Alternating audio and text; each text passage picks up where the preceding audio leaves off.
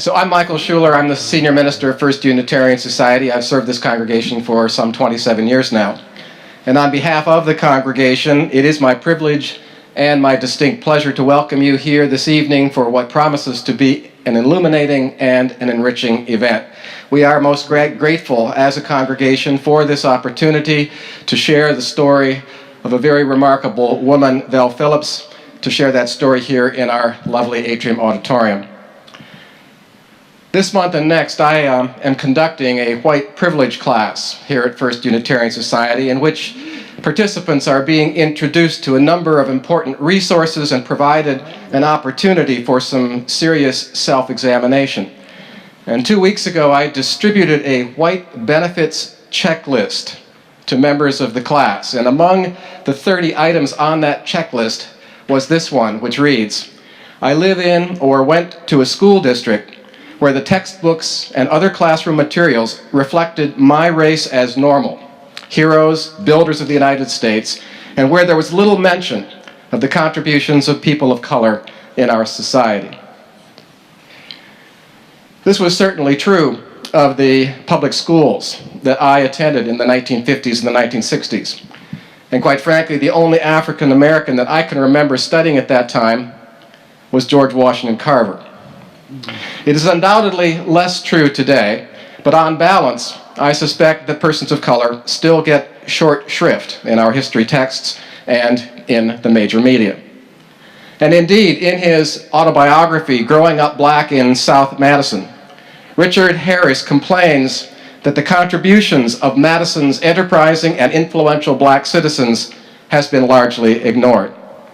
And his book contains a useful listing, get my other page here, of the trailblazers here in Madison in the fields of sports, education, public safety, business, and civic leadership.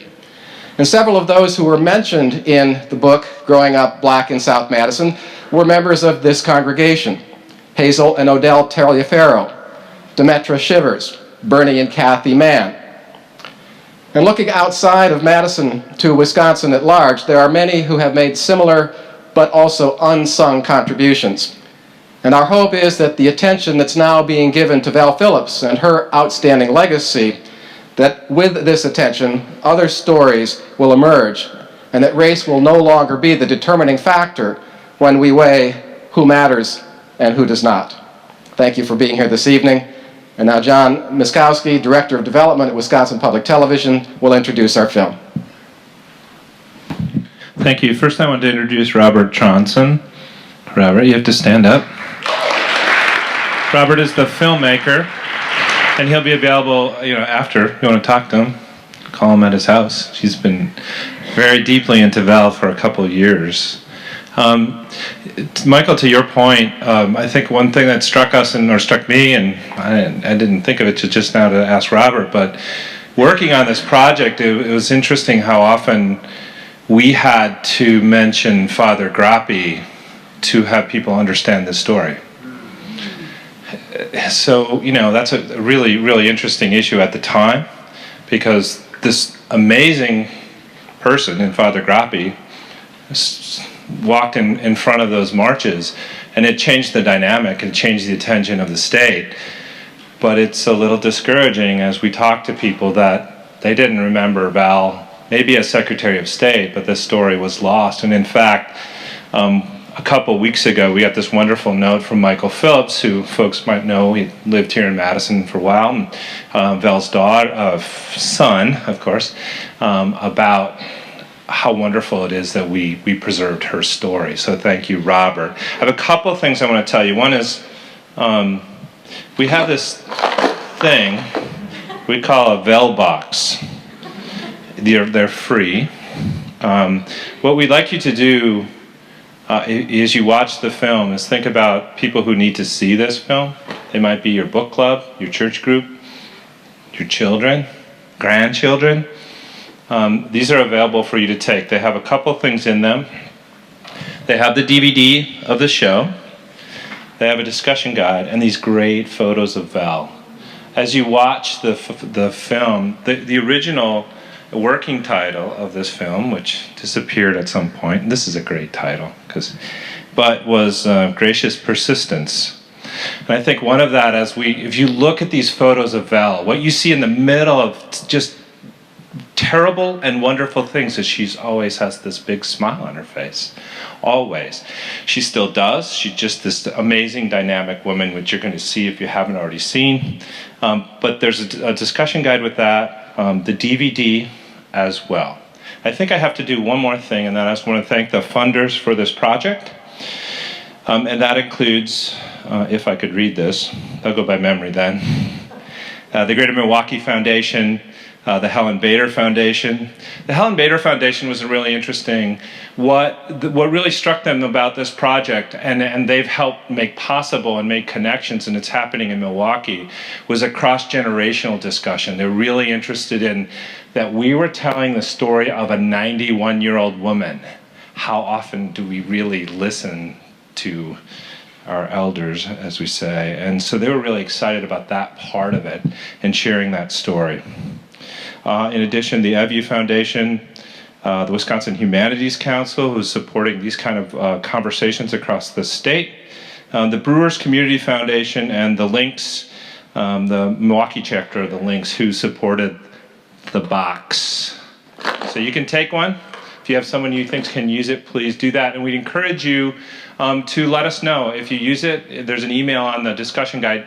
Email, let us know how you used it so we can share that, and we'll share that with other people. Michael, have I forgotten anything? He says I'm good. That's the first time I've heard that. So play the show.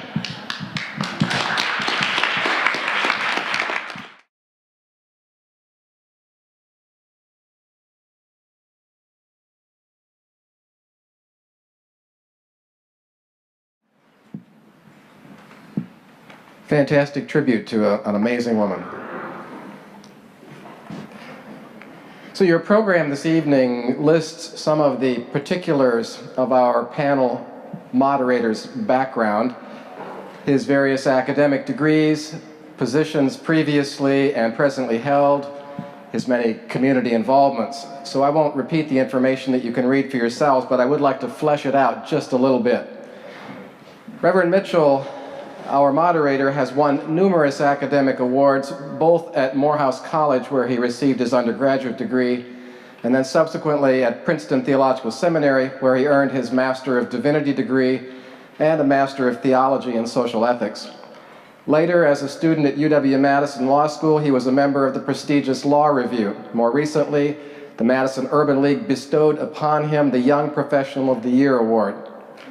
Everett Mitchell is also the co-editor of a book, Breaking Silence, Pastoral Approaches to Creating an Ethos of Peace, and he has written a number of other articles for publication.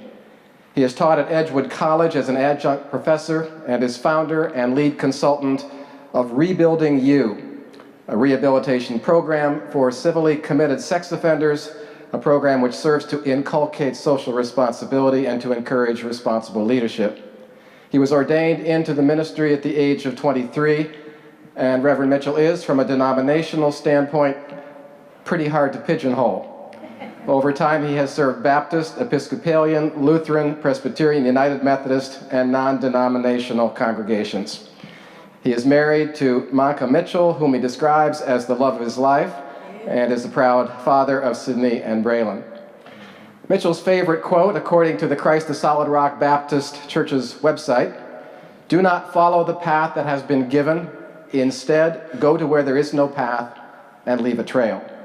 He is an inspiring speaker, a talented leader, and we welcome him to First Unitarian Society, and I'd like to have Reverend Mitchell introduce the panelists. Thank you.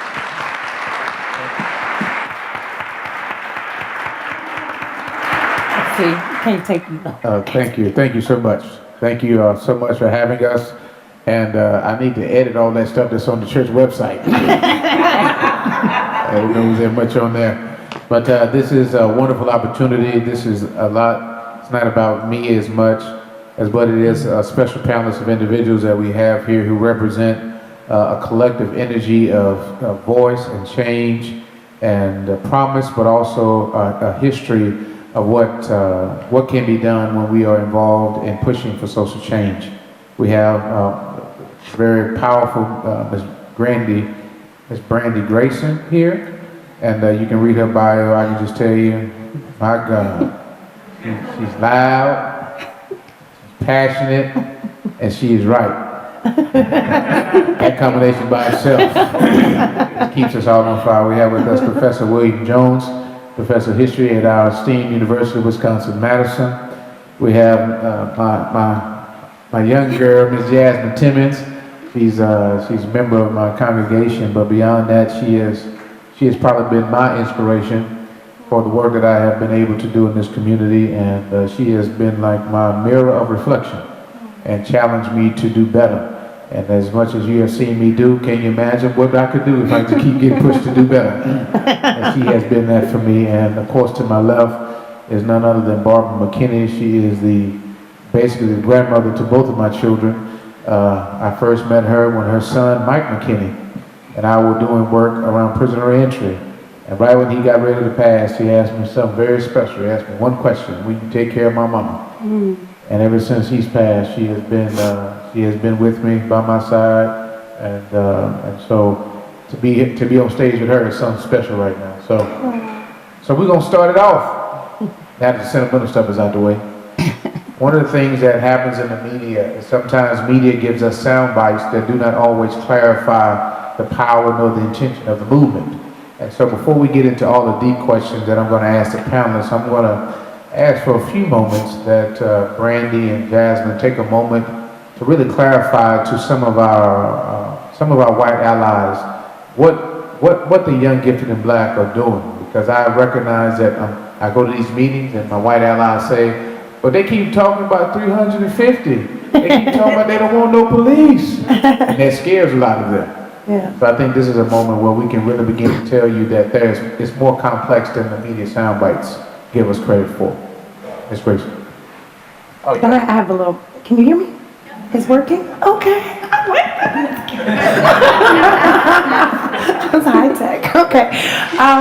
Yeah, so let's start with the question regarding policing in our neighborhood. I know that came up as a point made by Chief Koval's letter in response to our letter to him. And basically what we were saying in our letter to him is that we would like the same police modeling in our neighborhoods and our communities as our white counterparts. And what we mean by that is that police in black neighborhoods or brown neighborhoods or what they like to label as troubled neighborhoods are very proactive in being in our neighborhoods, meaning that they're there even when crimes aren't happening, meaning that they're there profiling people, harassing people, running plates, just doing extra stuff. Whereas in your neighborhood, and not assuming that you live, making assumptions about where you live, but generally speaking, in our white counterpart neighborhoods, we don't see that type of traffic or police presence. They are more reactive, meaning that when you need them, you call them. And we would like the same police model. It is very apparent that Madison has a problem. We have a racial disparity problem, and I would label it as a crisis. And when we look at the numbers, we're arrested at a rate of 8 to 1. When we look at the numbers, crime rates between black and white people in Madison and Dane County is the same. So there's a problem. If we're getting arrested at 8 to 1 and numbers show that we commit the same kind of crimes across categories, then what is the problem? And young, gifted, and black will argue that one of the problems is your presence and their presence in our neighborhoods. So what we're asking them to do is reconsider putting more police in our neighborhoods, reconsider the current structure of the police modeling that we currently see. And what I mean is that let the people of the communities and the neighborhoods decide what works for them. That's what we mean. What we're asking for is the opportunity to self-determine, meaning to take control of our neighborhoods, be accountable within our neighborhoods, and with the resources and opportunities, we can do that. But we can't continue to do the same thing expecting a different result. That's insane. And so we're asking the City of Madison and Police Department and other officials to address the issue in a radical way and not in the same way we've been addressing it with this by adding more police, which actually increases disparity rates. And also to question, you asked about the 350. The 350 people that we're asking to be released from Dane County Jail, we're asking that 350 black people be released from Dane County Jail. And the reason being is that black people in Madison and Dane County area has a population rate about 6%, I think it is. The population rate within the Dane County Jail is closer to 50%. There's a problem. We make up less than 6% of the population, yet we make up 50% of the jail. Ask yourself why. Why is that? Why is it that crimes are committed across the board equally, but yet we're arrested at 8-to-1 rate? How is that okay? So the reason that we came up with the 350 number is because we have about 800 people in Dane County Jail. So if there was no structural racism, which is very obvious by the data that we have in front of us, if there was no structural racism, there should be about 50 black and brown people in Dane County Jail. Instead, there's 400. So we're asking for our city and our Dane County officials to address the issue in a radical way, because we have a radical problem. We have a crisis.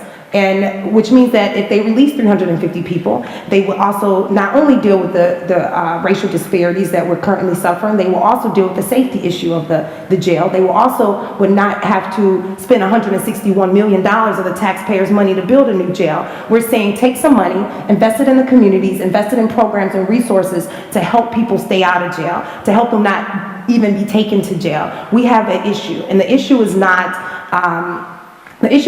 the people individual, the issue is poverty. That is the crime. That is what was leading to the high arrest rate. We have about 45% of people currently in jail sitting due to crimes of poverty.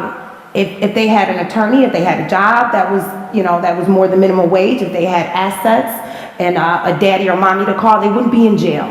And that's something that we have to address. Our jail should not operate as a poorhouse, and that is what the Young, Gifted, and Black is saying. Thank you. Thank you, thank you. Thank you so much. Thank you so much. And I'm glad you gave that clarification. And we have any further clarifications during our Q&A.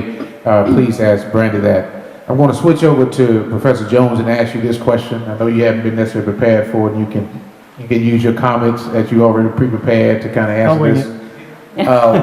What is the role of civil disobedience in changing a collective conscience? What is the role of civil disobedience in changing collective consciousness? It's a big question.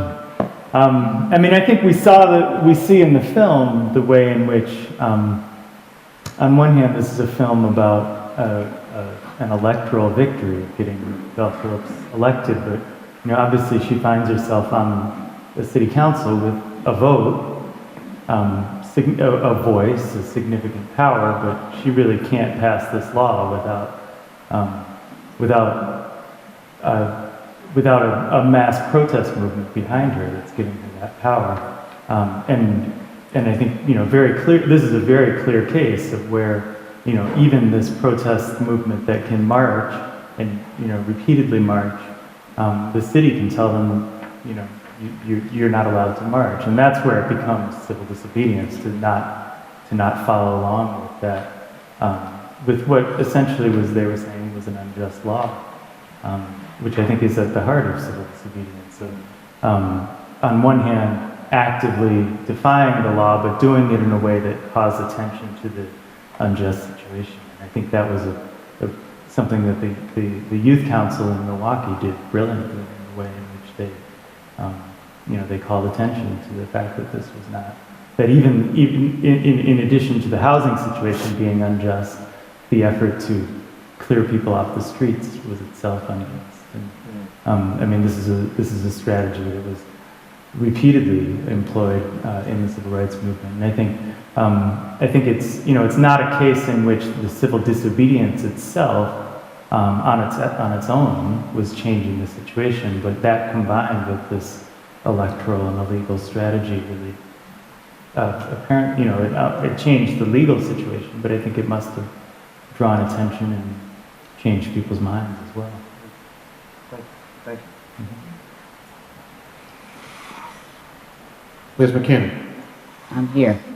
I don't know if we're going to fuse politics, but I'm going to say it anyway, since I had a microphone. We know you're running for office, and we we know that you're running for a spot on Common Council. There are no African American women currently elected officials on the Madison Common Council. What role do you think electoral politicians or elected officials should play in being able to make sure that laws are just and make sure that people have access to all things across the communities?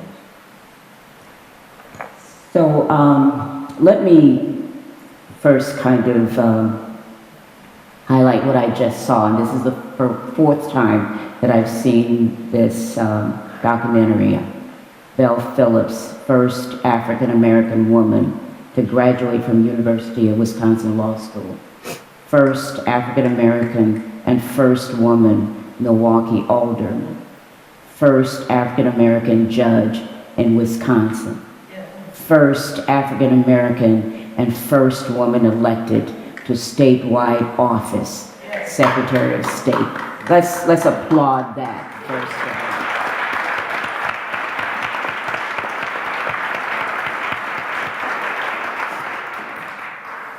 And I wanted to start there because, yes, I'm running for alderperson, and it was mentioned if you're elected, you'll be the first woman. I recognize Maurice Cheeks, who's already sitting in that spot.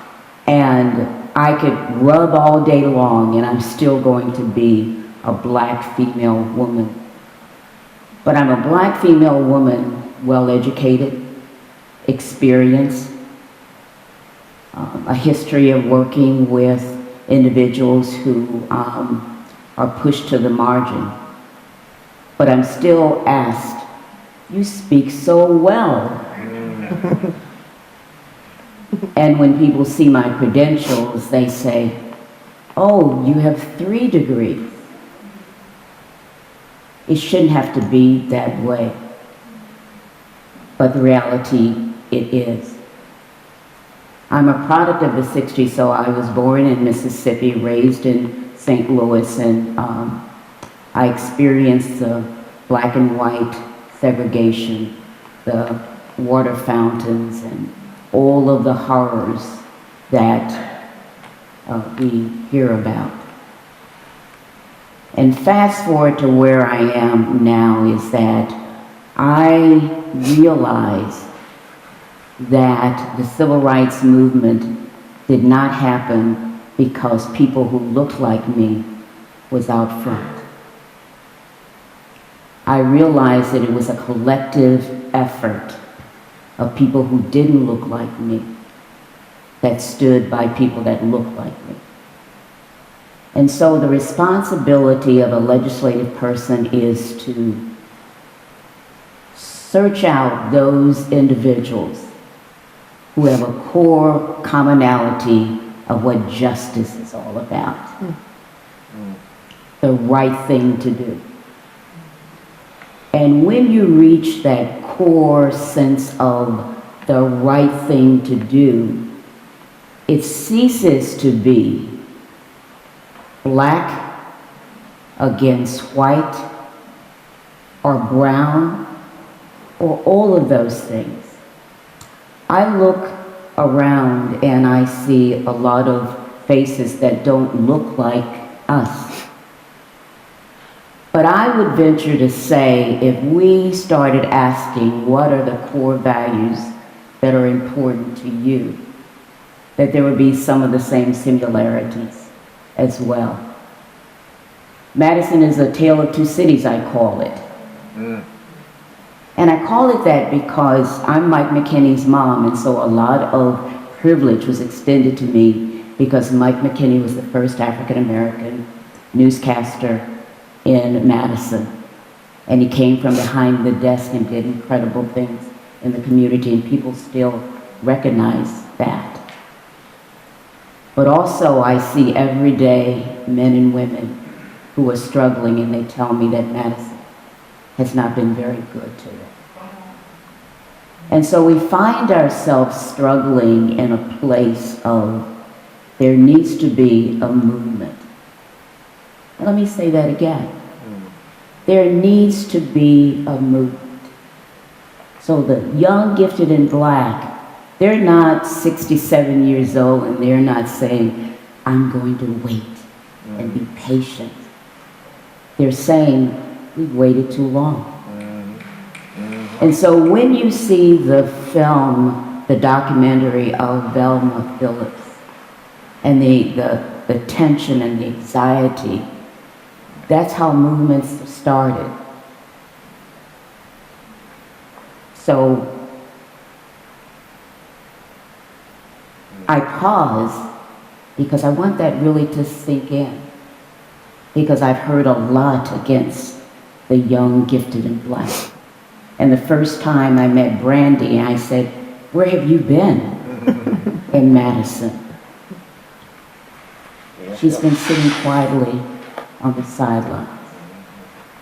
But the passion that's inside of her is the same passion that we have, that I have. Her movement is different from my movement. But as people who care about justice, that's what the legislative process is all about. It's not about Barbara McKinney, or it's not about one person. It really is getting in touch with what are the people saying? What keeps people up at night? That's what social justice is all about. That's what the legislative process should be all about. Thank you. Thank you, Barbara. Thank you, thank you, thank you.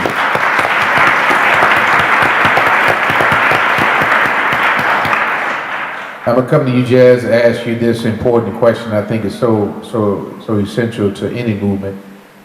What do you think the role of youth and young people and young adults play in being able to sustain movements beyond just moments? Mm-hmm.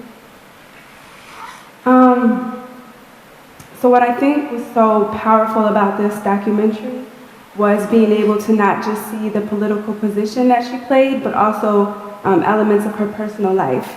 And I think what's going to be so crucial about this movement, or any movement, is resilience and being able to sustain the test of time. And so I think that element of wellness, which is so key and which was brought up in the documentary as well, is like, how do we sustain ourselves individually so that we can build and empower and liberate ourselves collectively. And I think that that is the work that we're trying to figure out. So I don't have like a aha moment for you, but I think that that is the work, and just really being able to listen to ourselves and being in tune with ourselves, and being able to take breaks for ourselves, because we can't do anything collectively, we can't do anything individually. Good, good, good. Thank you, thank you.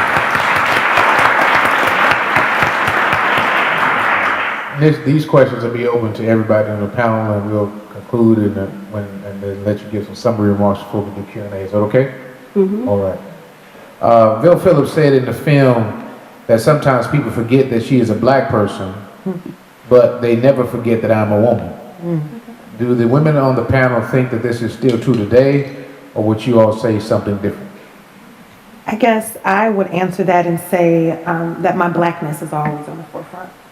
I think maybe how she was raised and where she was raised. I mean, she was raised around white people most of her life, and then she didn't even realize or experience racism until she went to college. You know, until really she came to Madison. How ironic is that? So for me, I'm a dark-skinned black woman. So when I walk in the room, my blackness is always on forefront. So within our own culture, there's a, I wouldn't call it a divide, but an understanding that the darker you are, the harder it is to hide your blackness.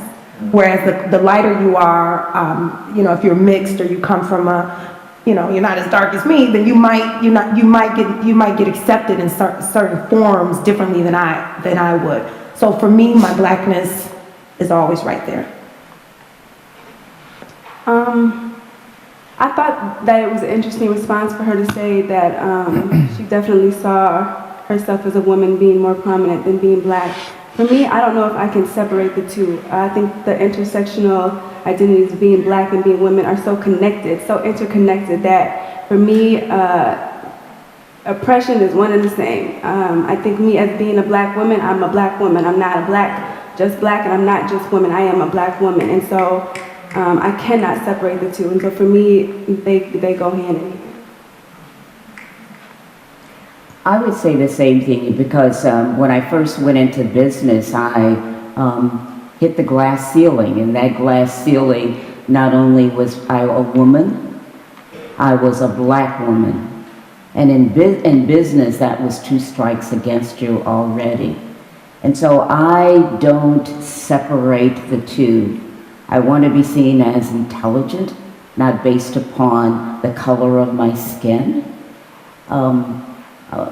But the reality is that I cannot really separate the two because the ceiling is there. The ceiling is there for women. We still earn less than men.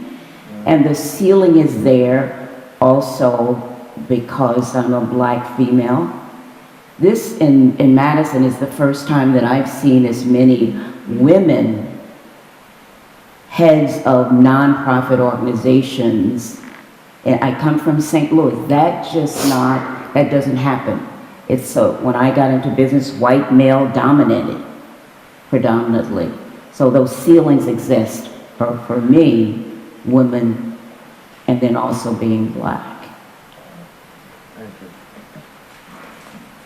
Well, Professor Jones, Vel Phillips also said, the eyes of the nation are upon us. How is this true for Madison or Wisconsin today? I know that's a mouthful right there. Wow. I'm not going to answer that one, but I'll let you do it. I'm glad you direct all the easy questions. You are a professor, right? Yeah, the Professor, professor. right?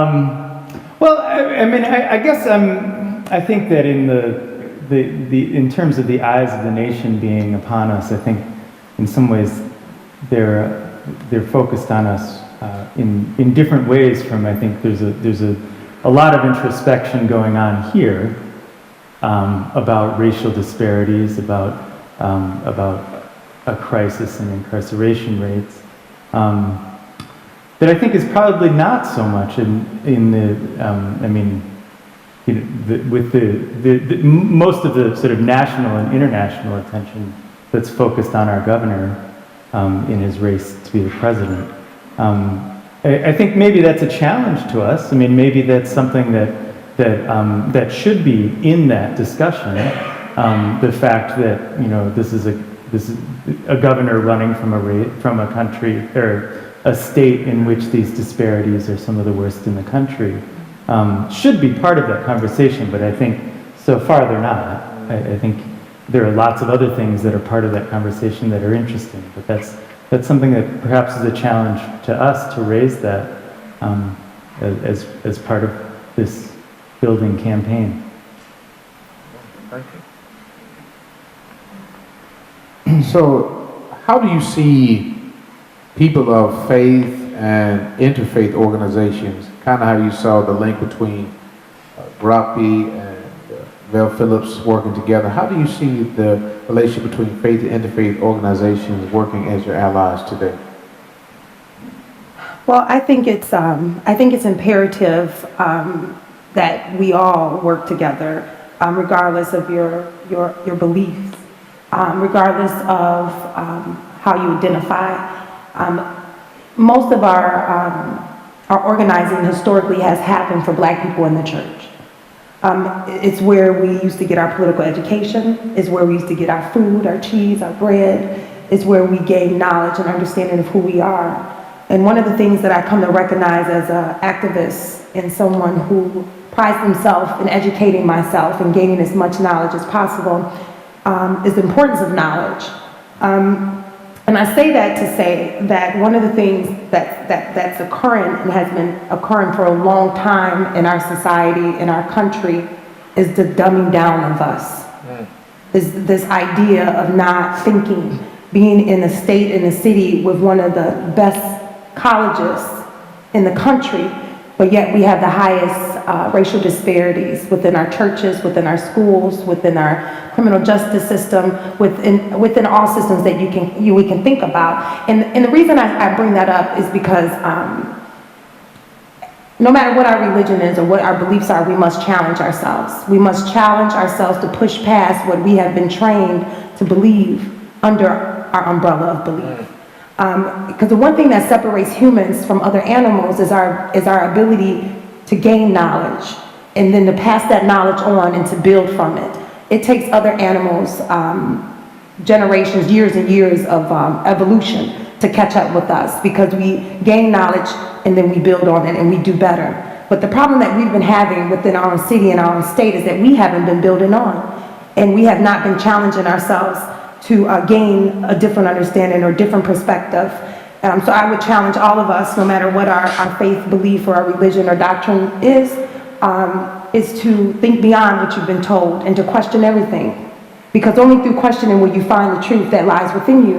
And when you find that truth, you will find that you're more connected to more people than you even realize. That there's something within us all that allows us to connect in a soul way. So I think it's imperative that churches are on the forefront of this movement. And I'm not going to say that it's a movement that we should have. It's a movement that's happening now. Our whole country is under attack in all different kind of ways, and a lot of times we fail to understand that what's taking place right now has been taking place since 1600, and that is the tactic of divide and conquer.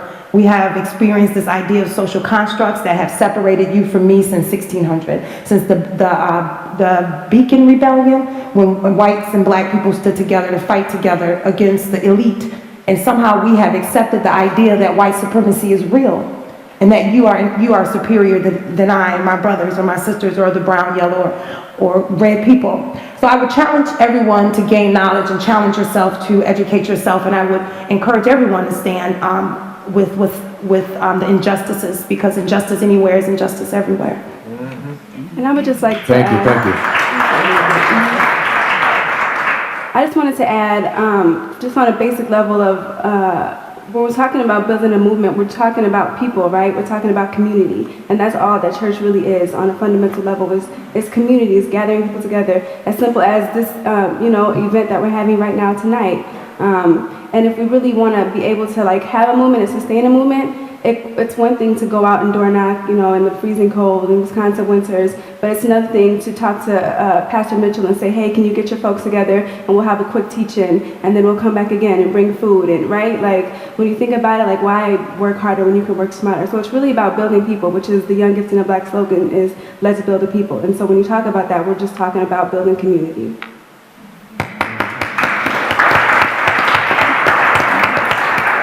You'll have to. No, I'll pass. Yeah. I want to share a story, and we talk about racial disparities, and it is horrible. But I go inside the institutions every week, and I see it firsthand. Today I spent an hour with a young man, and he is going to be released back into the community very, very shortly. Long, long history of violence and anger. And I asked him, take a deep breath because I'm getting ready to punch you. I always tell them prepare, because I want to ask the question, why were you so angry? And he sat back in his seat and he said, at 5 years old, and he talked about the trauma in his life from 5 years old, horrendous trauma in his life. And I connect that because I said, hurt people hurt people. Hurt people hurt people. Not making any excuses for the harm that he did.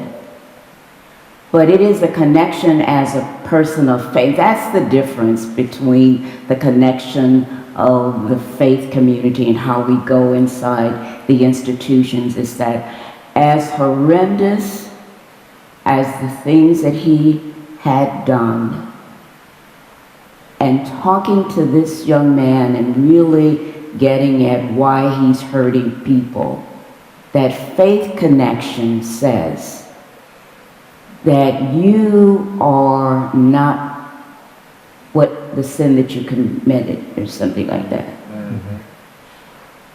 But seeing him as a very hurt young man, my job going inside the institution is to process him to coming back into the community, not as the vengeful, angry young man that went inside the institution, but as someone coming out that will be our neighbors.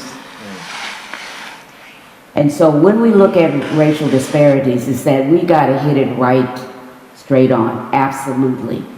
But in that process, we're dealing with the lives of individuals as well. And we can't lose that connection. And it is that thread with the faith community that binds. How can you work with someone who's done all of that? So we stereotype a lot, and we don't take the time. We will always have prisons, because there are some very bad people that are just not going to be socialized, and we need to be safe. But there are a larger number of individuals who are so traumatized that we need to spend time, money, resources, helping them to be good citizens when they come out in the community.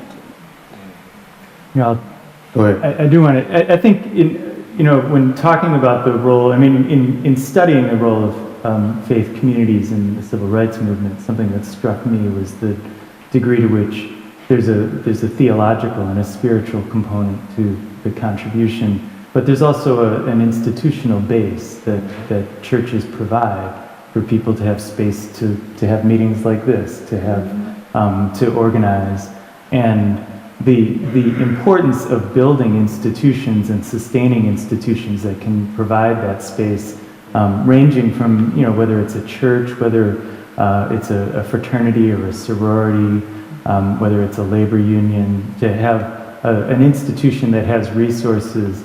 And it strikes me that this is a time in which so many of our institutions are under serious attack. I was actually thinking this afternoon, the institution of Wisconsin Public Television that produces a film like this.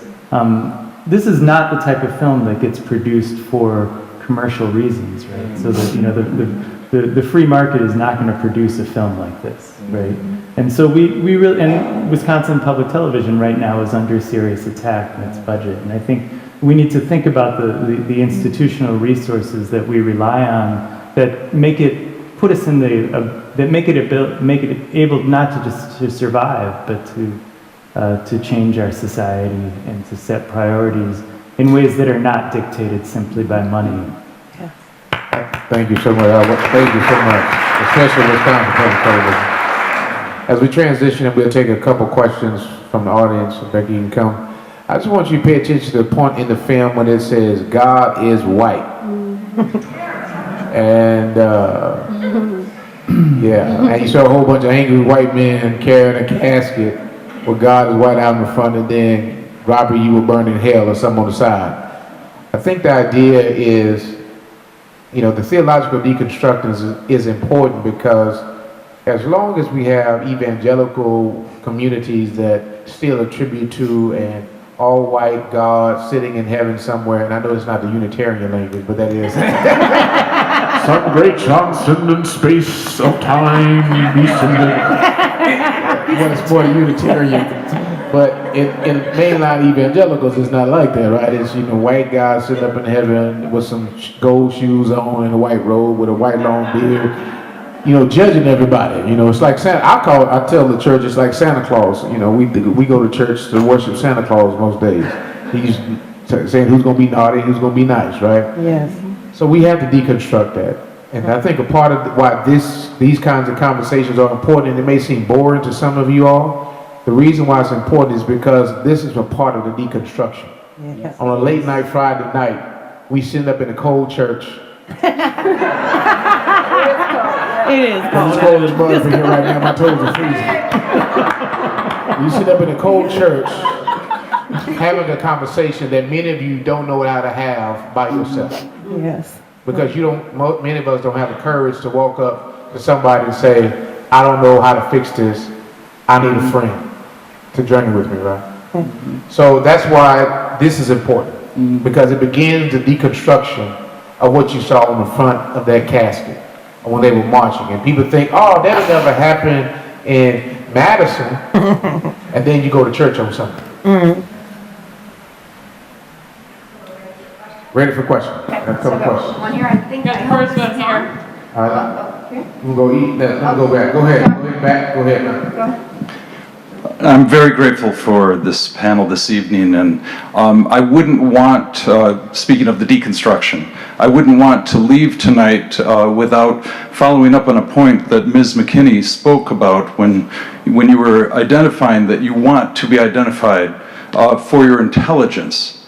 And there's something that always catches me in that moment when I hear this important point, too, especially to a predominantly white community audience, around the issue of, but I don't see color, as if this is a goal. So could you please speak more to this incredibly important point of the complexity of identity around issues of intelligence and how people then are seen? Well, I would answer it by saying that whenever we use this coded word colorblind, what you're telling me as a black person is that my identity, my history, my story, my knowledge, my contributions to this world, my contributions to our country doesn't matter. I am not white, I'm not Asian, I'm not Hispanic, I don't live a white world, a white reality. I don't have the same experience as you. And it's important that we get to the place where we are operating in a sphere where it's okay for me to be who I am without me having to be defined differently to make you comfortable.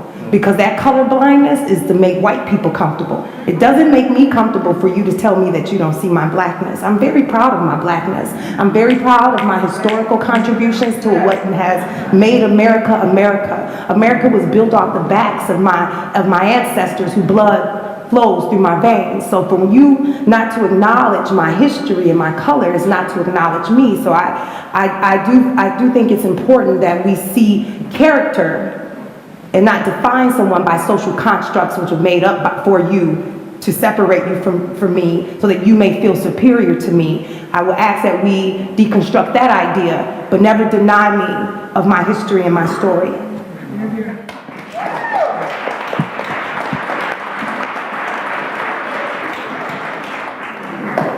So I'm a storyteller, and so let me share a quick story. My son was in probably the 4th grade, and he wrote an essay, and his teacher sent it home with him, and the essay said, I wish I were white. And as a mother, that just simply tore at my core being, because in the 4th grade, why should a child have to think like that? I began to make it my mission that my child he lived in 2 worlds. He lived in his black world where he could be himself. But I had to teach him how to live in a white world so he could be successful. I grew up thinking that I was inferior because I was black. And when that switch went off in my head for me, the switch went off in my head for my son, but the switch had to go off in my head for Barbara. When I walk in a room, I automatically see color. And so when individuals say, I don't see color, you're saying that you're discounting me. And that's a part of privilege. In their introduction, I was so glad to hear that you're having white privilege conversations. I believe in those conversations because guess what? People are not having those conversations because they're thinking that if you're having those conversations, you're pointing your finger at me, you're calling me a racist.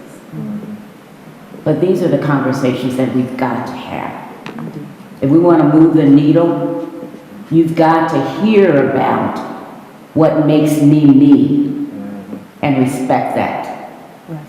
You've got to hear what makes young, gifted, and black them and respect that. Because it is out of that respect that I can come into the room and you go, yes. And we don't do enough of that.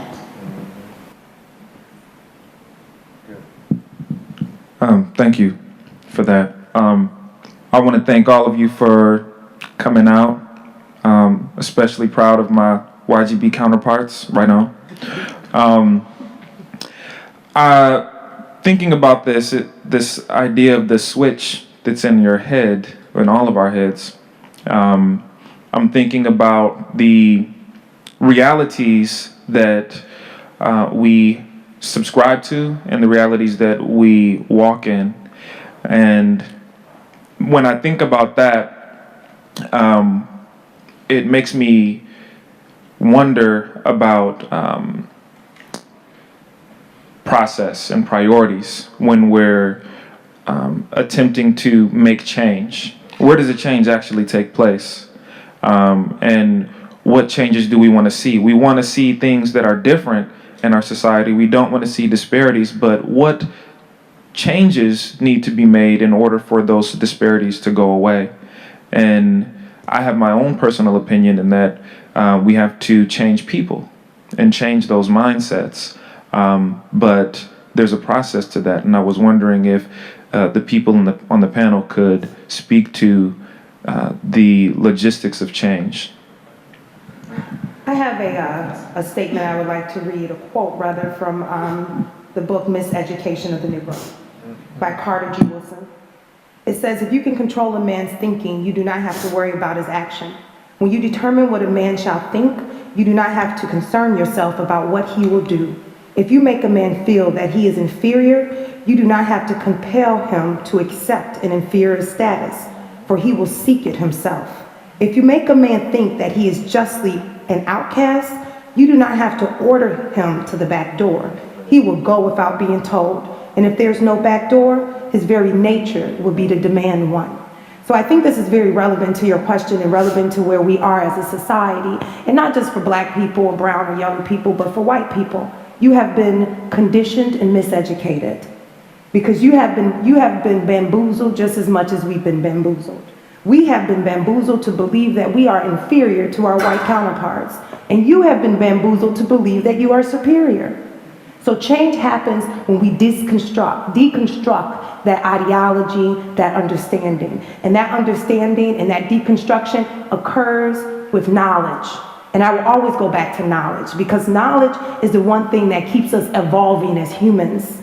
And over the last, I would say, the few generations since 1950, we have been lacking in our understanding, lacking in our knowledge, lacking in our education. We have been programmed to memorize information and only to think and learn European perspectives.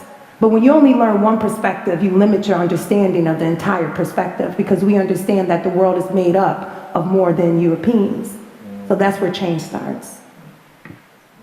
Get another question right here. A question right there. I wanted to go back to that question you had asked, Everett, about the faith communities and the connection. I just make the observation that in this community, as in Milwaukee and as in the United States, the biggest voices and the most powerful and the most influential in the race relations and in civil rights has come from the faith communities, and it is today. And I'll just make the observation, and when it's Everett Mitchell or when it's Reverend G, the media listens, people listen, and when it's Brandy Grayson, the chief of police goes to the media to point fingers and call names. So I just like a comment or perspective of how someone like Brandy gets legitimate outside of a faith community.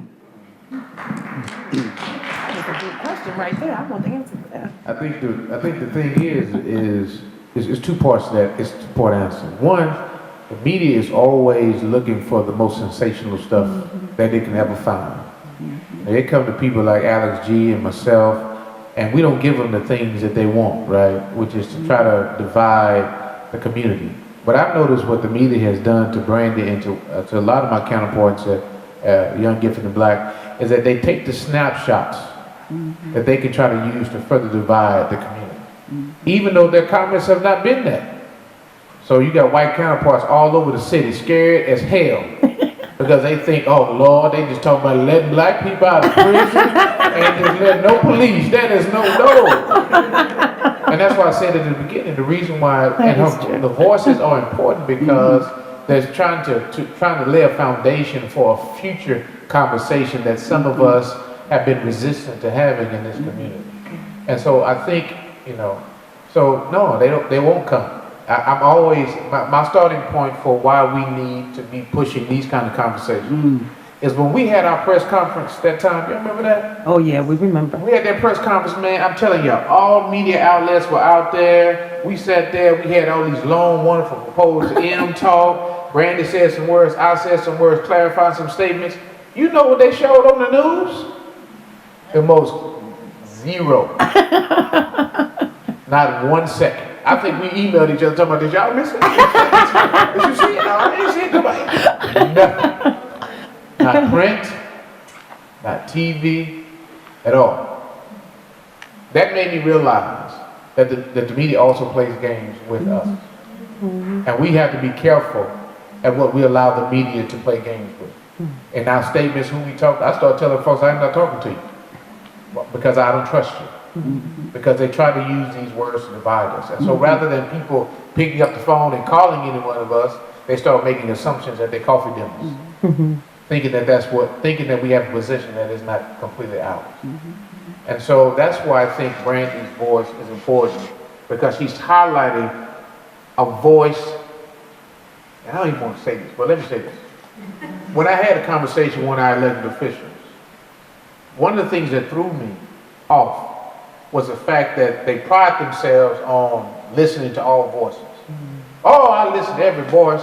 When I got in the meeting, they started getting loud, talking over me, screaming at me, telling me that what these people demand, it ain't going nowhere. They ain't got nothing they got to say is legitimate. I don't want to hear nothing.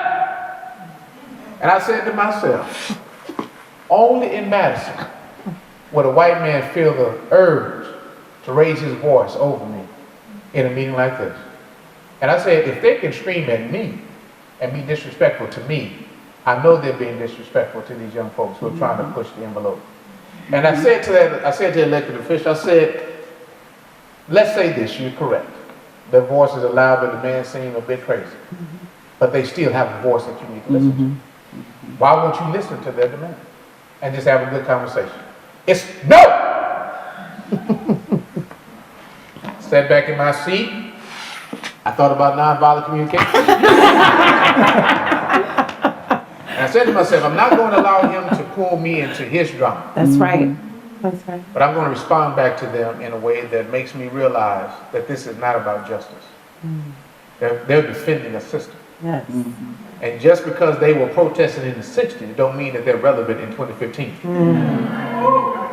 Right? They have forgotten. The system has bought them.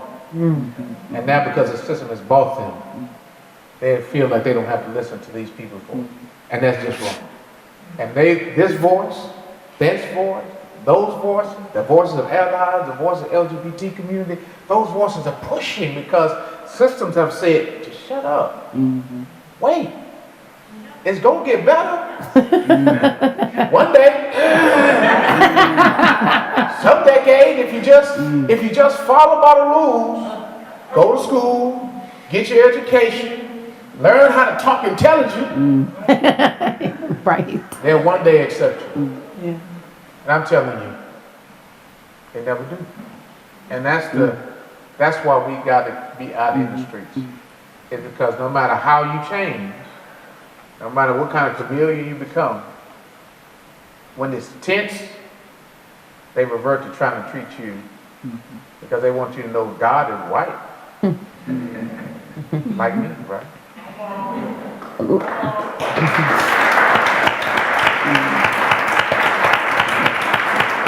One more question. After Barbara speaks. Okay, well, let me kind of respond to that, and let me say this, is that fear separates us and keeps us apart from one another.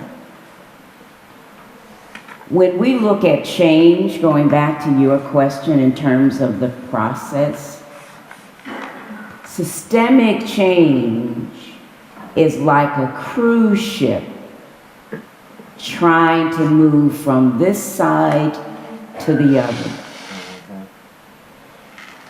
And it is ordinary people that will raise their voice. Because when you say that everybody's voice needs to be at the table, everybody's voice that sounds like me, and everybody's voice that thinks like me. So if you don't sound like me, if you don't think like me, your voice is not welcome at the table. And so for me, I want to be a role model and example to Brandy and to Jasmine, because I don't want them to get to be 67 years old and say we're still waiting. Am I a nice person? Absolutely a nice person. But for too long in my life, I have sat by the side of the pool of Bethesda and waited for someone else to pick me up and put me in the water so that I can be healed. Well, So the person that you see now is, I understand nonviolent communication. I understand conversations. It is my goal for us to have more of these conversations. But absolutely, the time, and in the documentary it said, the times that make the person. So we're in a time in Madison, it does not have to be the way it's portrayed to be, but guess who's going to change systems? We've got to change systems. And in that change, it's going to take the Brandys and the Jasmines and the young, gifted, and black, and it's going to take the Latinas, it's going to take all of us to say, you know what? The time is now, the moment is now, and we must move together to make. I love Madison, and I've seen the best of Madison, and I've seen the worst of Madison. It is a tale of two cities, and we've got to figure out what our future will look like in Madison, and that's on us systematically. We have to change systems. We're gonna take one more question because I know 9 o'clock, y'all ready to get out of here, so. Hang on. Can I turn this? Before you take the next question, I just want to tell anybody who has a child in childcare that I need to ask you to go pick them up. Thanks. well, first I want to say I'm really sorry that it's cold in here. I can't believe it. I can't believe how I get hot flashes a lot, so I actually feel fine, so I know it must be really cold in here. And then 2, I've been wanting to ask the members of the Young, Gifted, and Black Coalition, because I'm a little concerned about your safety sometimes. Do you need, older people, white people to come and say, get between you and, I'll be there. Yes. And a lot of us will. I know a lot of us will be there. We just need to know when and where and I promise we'll keep our mouths shut. We're actually planning a huge action on March 11th, and I think your white bodies would definitely be needed in that moment. It's a huge action. We're organizing with students on campus. We're organizing with the TAA, some other labor unions, and some other activists and organizers from Milwaukee to Madison. So we're doing a huge action on 11th. There is also a huge action on the 10th of March. So the 10th, the 11th, and 12th are three big days for us. The 10th, the resolution for PPJ will be introduced. It's being amended, and it'll be reintroduced regarding the jail. And I have to say, I'm not very confident that we will make way, be very successful with this $8 billion unless we get some more people backing us. And what we're asking is that our city, our county, do not build a jail. We do not have $161 million.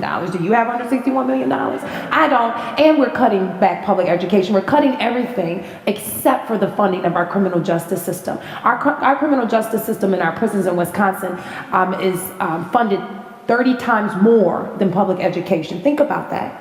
You would think every black person you met was an absolute, I don't even know a word, I can't even describe it. I mean, just based on the numbers, you would think that we're all crazy. So I would say, yes, we need you. Please get involved. Please come out. We'll also have a debate with Sheriff Mahoney. We'll be debating him over the jail and the renovations on March 12th. So that's a big day, March 10th, March 11th, March 12th. We actually have a new website. I'm not sure if all our events are up yet. It just launched today. It's ygBcoalition.org. So yes, we need you. And for anyone that's interested, you can contact Eric or meet Eric afterwards, and he can get you signed up, and we'll be good to go. So thank you. On. As we're wrapping up, I just want to, on behalf of FUS, on behalf of everyone here, I want to thank everybody for coming out, but I want to make sure that we just thank very much to our panel for sharing this film and all your wisdom with us. Thank you.